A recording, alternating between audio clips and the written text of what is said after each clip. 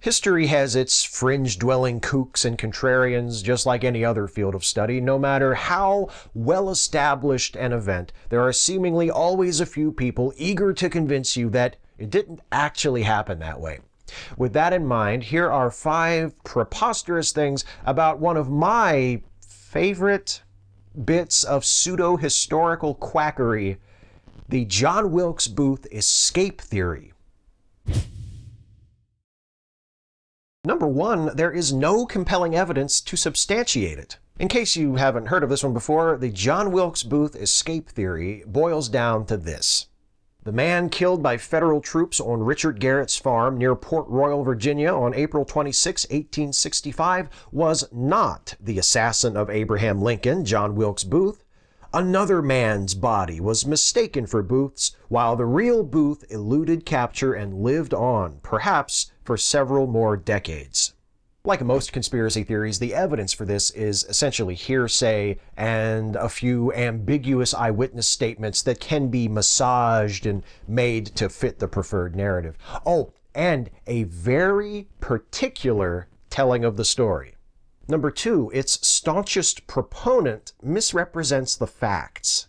On a 1991 episode of Unsolved Mysteries, Nate Orlowek, the historian most closely associated with the Booth escape theory, mentions multiple eyewitnesses on the scene that day at the Garrett farm who disputed that the man killed was John Wilkes Booth.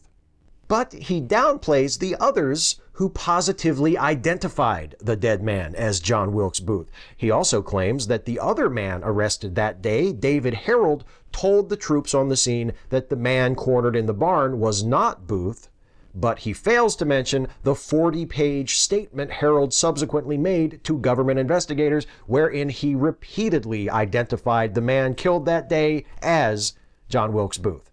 But let's say Orlowek is right. If Booth wasn't killed that day, what became of him? How did he escape? Where did he go? Well, that brings us to another problem with this theory. Number 3, its most popular alternate explanation is based on a hoax. In 1907, a lawyer named Finis Bates published a book titled Escape and Suicide of John Wilkes Booth. In the book, Bates claims that in 1872, a man calling himself John St. Helen had claimed to be John Wilkes Booth and told Bates the story of how he escaped capture in 1865. Years later, Bates acquired the corpse of a man named David George, who had committed suicide in 1903, claiming George was actually John St. Helen, who in turn was actually John Wilkes Booth. The mummified body was examined in 1931 by several doctors who claimed it showed signs of injuries consistent with those known to have been suffered by Booth, including the leg Booth famously broke leaping onto the stage of Ford's Theater after shooting President Lincoln. One little hiccup though, Booth broke his left leg. David George had broken his right leg, so the David George mummy continued to be exhibited by carnival sideshows and circuses into the 1970s, but serious historians never regarded it as anything other than a trashy fraud. Oh, and here's another just tiny little problem with this story. Number 4, the man supposedly killed in Booth's place would have been a poor stand-in. So if John Wilkes Booth wasn't killed that day at the Garrett farm, who was? The usual suspect among conspiracy theorists is James William Boyd, a captain in the Confederate Army who shared Booth's initials, JWB. Proponents of this conspiracy theory will sometimes present this photograph of Boyd as evidence of his strong resemblance to Booth, but while they do look somewhat alike, Boyd hardly seems to be a dead ringer for Booth, and Boyd was 16 years older than Booth.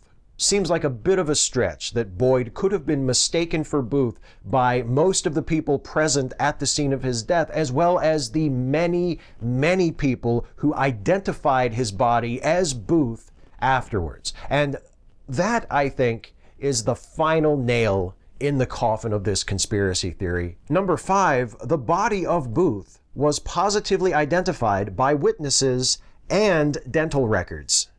In the days following his death, 10 people confirmed that the man killed at the Garrett farm was John Wilkes Booth. Among the key features identifying him as Booth were a scar on the back of his neck and a tattoo on his left hand of his initials, JWB.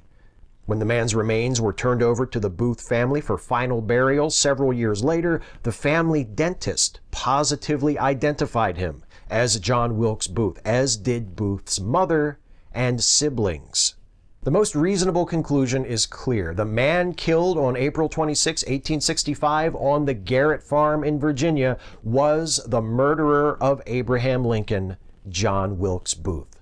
Anyone who wants to convince you otherwise had better be ready to present evidence powerful enough to overturn this verdict of history. So far as I know, nobody has ever come close. The hardest part is picking only 5. Catch you next time. Hey folks, hope you enjoyed this one. If you did, please like, share, and subscribe. And also please consider helping me to make more videos like this one by supporting this channel through Patreon. You can go to patreon.com/Steve Shives to become a patron. Thanks for watching.